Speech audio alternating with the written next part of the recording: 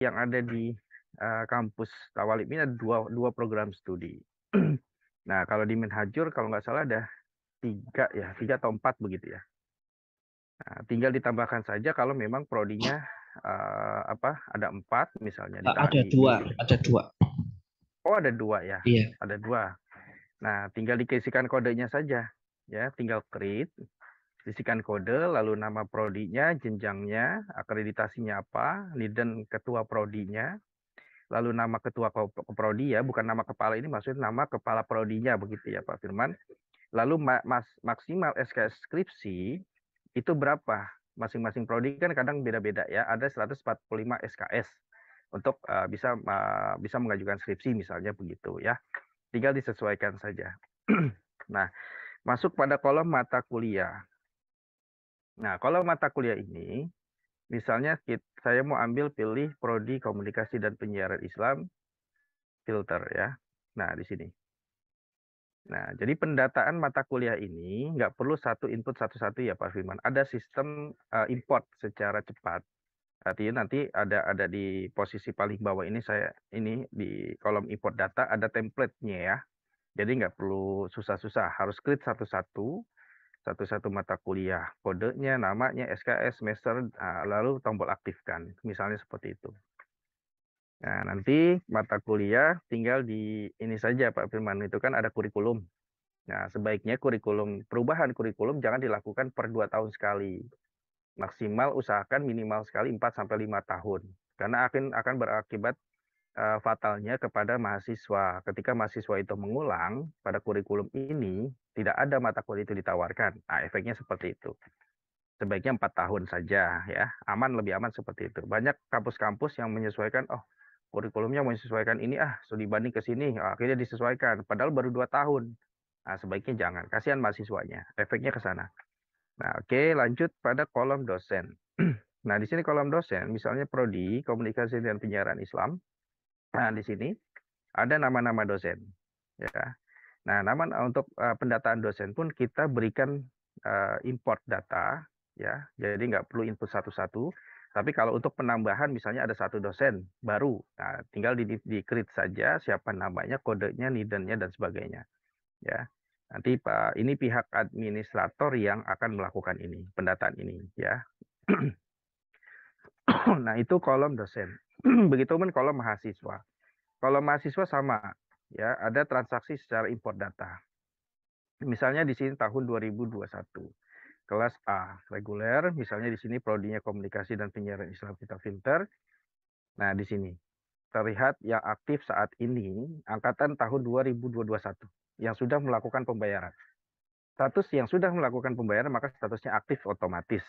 Nah, jadi mahasiswa ini ketika sudah masuknya semester ini, semester baru, nah ada tenggang waktu dia harus membayar kuliah. Ya, jadi menurut tenggang waktu itu setelah dia melakukan pembayaran kuliah akan diverifikasi oleh bagian keuangan. Nah, bagian keuangan itu akan memverifikasi pembayaran mahasiswa. Kalau sudah diverifikasi oleh keuangan, maka status mahasiswa tersebut aktif. Nah, kalau mahasiswa itu belum melakukan laporan pembayaran, maka statusnya akan nonaktif, gitu.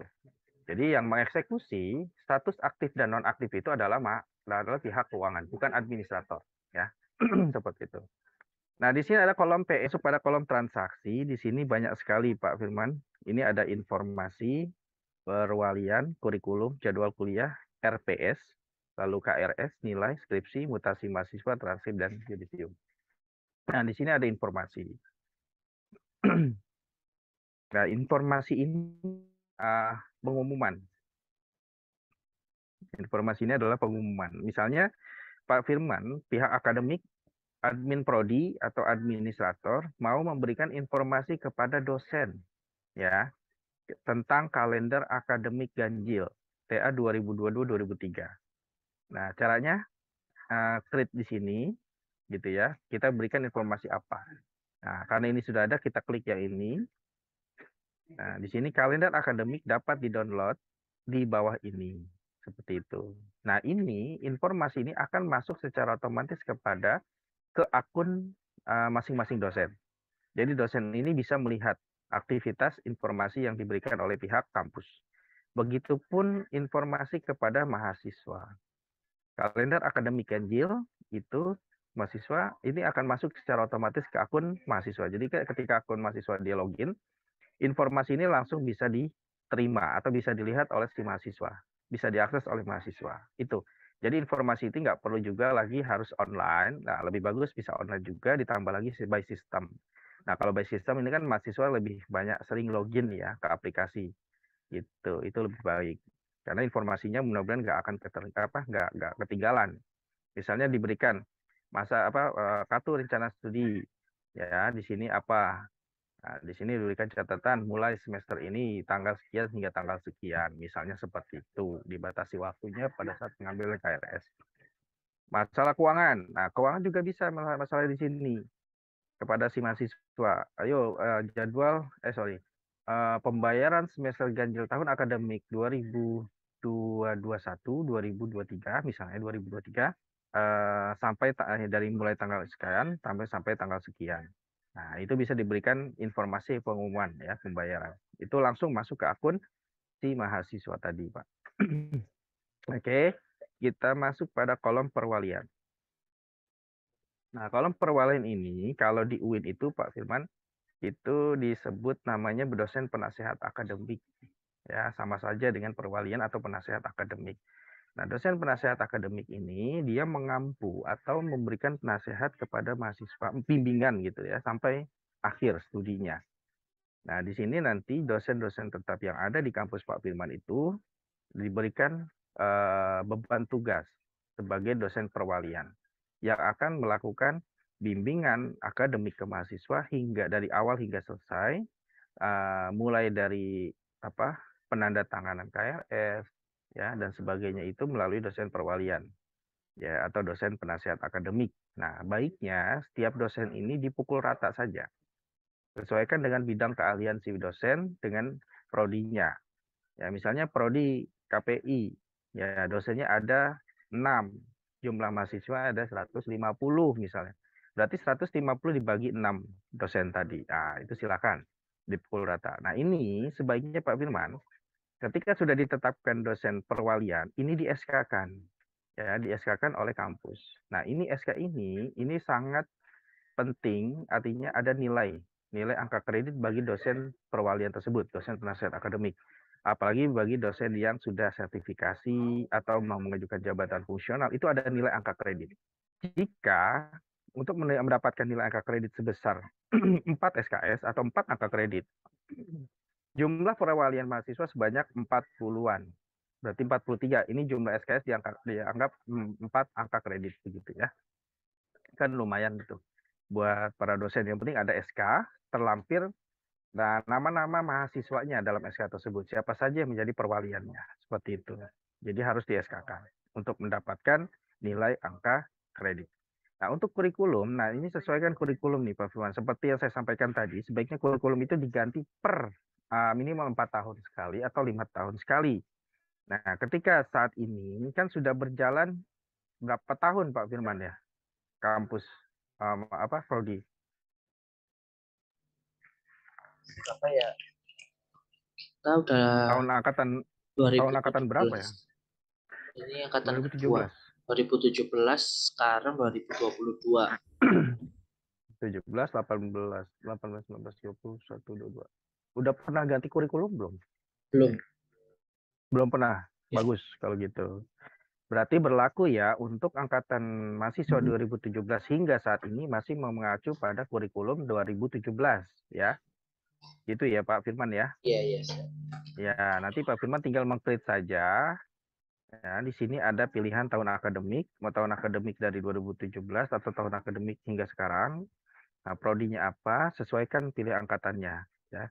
Di sini nanti akan muncul nih data-data kurikulum mahasiswa tadi. Data-data kurikulum mata kuliah prodi. Nah, yang mana saja? Kalau seandainya semuanya ya berarti semuanya dicekliskan ya. Setelah itu simpan. Nah, di sini tahun angkatan berapa? Gitu ya Pak Firman ya. Jadi sesuaikan. Untuk angkatan 2017 berarti kurikulum sama untuk prodi ini. angkatan 2018 sama juga, 2019 sama juga, 2020 dan seterusnya sama. Ya, artinya belum ada perubahan kurikulum yang terjadi. Itu lebih mantap, lebih bagus ya, lebih baik. Minimal 4 tahun sekali lah, boleh lah menggantikan kurikulum mata kuliah di prodi ya, jangan 2 tahun atau setahun sekali ganti, wah kacau itu nanti. Oke, kita lanjut ke mana? Ini ya kurikulum. Ini ya untuk pendataan kurikulum gitu ya. Nah, kurikulum ini diambil dari data mata kuliah ya Pak Firman. Data mata kuliah itu kan masternya ada di sini. Nah, di sini. Nah, ini menginput data by import. Nah, gitu. Nah, kurikulum ngambil dari by data mata kuliah ini gitu ya. Oke, ini kita masuk pada kolom jadwal kuliah. Nah, di sini kolom jadwal kuliah eh, ini 2021 komunikasi. Nah, untuk kurikulum di sini tahun 2021. Misalnya 2021 ini terbaru berarti ya. Ada perubahan kurikulum sejak 2018 ke 2021 nih dari awal. Nah, di sini ya, misalnya ada mata kuliah apa saja, jadwalnya misalnya Pak Firman mau ambil jadwal Ulumul Quran. Nah, action di sini tinggal diambilkan saja. Nah, di sini ya, klik tanda plus tadi, cari nama dosennya siapa yang akan mengampu mata kuliah itu, lalu pilih kelasnya, harinya, gitu ya. Mudah-mudahan kalau by system seperti ini, insya Allah nggak akan terjadi bentrok ya Pak. Karena kalau waktu dan hari yang sama ditetapkan oleh si admin tadi, itu akan otomatis tidak akan bisa menyimpan, gitu ya. Gitu. Jadi sesuaikan dengan itu tadi apa by system ya, sebaiknya by system aja. Tapi kalau seandainya dikelola oleh sendiri by Excel dulu gitu ya, baru disesuaikan yang ada di aplikasi, monggo silahkan. Nah, seperti itu ya Pak Firman. Jadi untuk pendataan jadwal kuliah, di sini klik action-nya. Ya, kalau misalnya pengantar ilmu komunikasi, ini 2 SKS adanya di semester 1, ya, tinggal ditambahkan saja. Nah, nanti ada di kelas apa, kita mau menentukan, lalu harinya apa, kelompoknya masuk kelompok apa, lalu ruangnya ruang berapa, jam selesainya disesuaikan, jam mulai dan jam selesai disesuaikan, cari nama dosen yang akan mengampu mata kuliah mengantar ilmu komunikasi. Gitu ya. Seperti itu. Oke, ini pada kolom jadwal kuliah ya Pak Firman. Oke. Nah, di sini kolom RPS. Nah, RPS ini kan wajib ya, sebelumnya itu silabus, SAP ya, SAP dan silabus gitu ya. Sekarang ini itu berubah menjadi nama RPS gitu ya. Nah, RPS ini itu masing-masing dosen harus membuat atau prodi menyediakan membentuk tim penyusunan RPS gitu ya, masing-masing prodi. Nanti RPS itu akan digunakan oleh si dosen yang bersangkutan sesuai dengan bidang mata kuliah yang diampu gitu ya. Nah, seperti ini. Ini Ulumul Quran ya, pengampu dosennya adalah Bu Mahmudah. Itu di hari Selasa dan sebagainya. Nah, di sini harusnya ada kolom download, Pak. Jadi ini dosen ini nanti yang akan mengupload RPS mata kuliah Ulumul Quran pada akunnya si dosen. Nah, di sini akan muncul page download RPS itu seperti itu. Jadi yang melakukan RPS, yang melakukan pembuatan RPS itu adalah dosen yang bersangkutan atau prodi sendiri sudah membentuk tim penyusunan RPS yang itu akan di-share kepada dosen yang bersangkutan sesuai bidang mata kuliah yang diampu mereka. Tinggal disesuaikan aja. Lalu diupload oleh akun si dosen, akan muncul di sini page download yang bisa diakses oleh administrator seperti itu. Jadi setiap semester itu wajib ya, RPS itu wajib memang harus ada karena untuk pelaporan bagi dosen yang sertifikasi itu wajib ada RPS.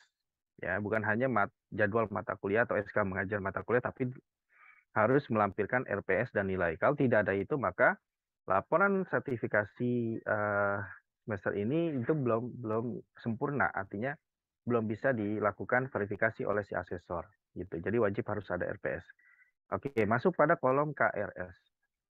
Nah, kolom KRS ini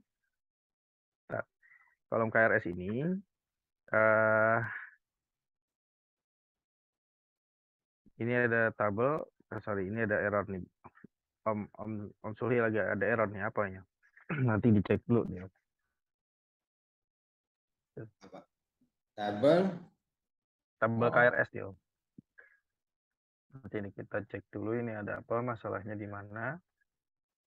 Mungkin karena pendataan di 2021 ini belum ada kali ya, belum ada data KRS kayaknya, Om. Nggak ada mata kuliah atau gimana. Nanti kita cek. Nah, kalau di 2021-2 sih sudah ada. Berarti kan muncul nih KRS-nya. Gitu. Berarti belum dilakukan pendataan oleh si Tawalib ya, bukan masalah error di by system, tapi belum dilakukan pendataan, Om. Sepertinya begitu. Nah, begini Pak Firman, di kolom pada KRS ini, jadi mahasiswa ketika dia login dengan akunnya, dia akan memilih ya. Di situ ada kolom mata kuliah yang ditawarkan oleh prodi. Nah, mata kuliah apa saja yang akan diambil oleh si mahasiswa tersebut tiap semesternya. Ya, misalnya per semester ini ada mata kuliah sebanyak 24 SKS dan memenuhi kuota untuk mendapatkan itu. Kalau standarisasinya di UIN itu, untuk kan dia bisa mendapatkan 24 SKS, maka minimal SKS murninya atau IPS-nya itu standarisasinya 3. Kalau di bawah 3, maka tidak maksimal bisa mendapatkan 24 SKS. Nah, kalau di swasta ya tinggal disesuaikan saja. Nah, di sini pihak admin akan melihat sendiri atas nama mahasiswa Siti Akbar ya, itu dia mengambil mata kuliah apa saja di semester ini jatuhnya semester genap ya, genap 2021-2. Nah, ini mata kuliah. Ada 7 mata kuliah dengan jumlah 15 SKS. Ya, di jadwalnya ada, di sini dosennya, pengampunya ada. Nah, ini nanti mahasiswa ini akan memprint out LKRS ini lalu ditandatangani, diketahui oleh ketua prodi, disetujui oleh dosen PA, ya, dan ditandatangani oleh mahasiswa. Nah, seperti ini kolom template yang akan bisa di print out oleh yang bersangkutan ya, mahasiswa tersebut. Ini sebagai bukti arsip hard copy-nya, ada bukti arsip soft copy atau soft file. Soft file ini artinya by system ya, soft data lah begitu ya. Adanya tersimpan pada sistem aplikasi kami, seperti itu. Nah, lalu kolom pada nilai. Kolom nilai ini, nah di sini ada kolom nilai, di mana nilai ini sudah misalnya dilakukan oleh dosen yang bersangkutan. Ya, misalnya dosen ini sudah selesai mengajar, ada waktu masa memberikan penilaian mahasiswa. Nah, di sini ada kolom action. Nah, di sini dosen ini akan melakukan. Ini pada kolom administrator. Di kolom dosen pun ada seperti ini ya Pak Firman. Nah, kolom di akun dosen ada kolom seperti ini untuk input nilai mahasiswa. Nah, di sini tadi catatan yang ada di master ya, master data itu ada kolom nilai kehadiran, tugas, UTS dan UAS. Tapi kalau seandainya di kampus Pak Firman tidak ada tugas, misal kehadiran, UTS dan UAS, monggo silahkan. Nah, ini akan diinputkan oleh dosen ya. Dosen yang akan menginputkan nilai. Misalnya di sini 85. Taruh ini 85. Taruh ini 75 dan ini 90. Akan secara otomatis sistem membacanya nilai akhir itu sebanyak 84,5 dan nilai huruf itu B dengan nilai bobot 3.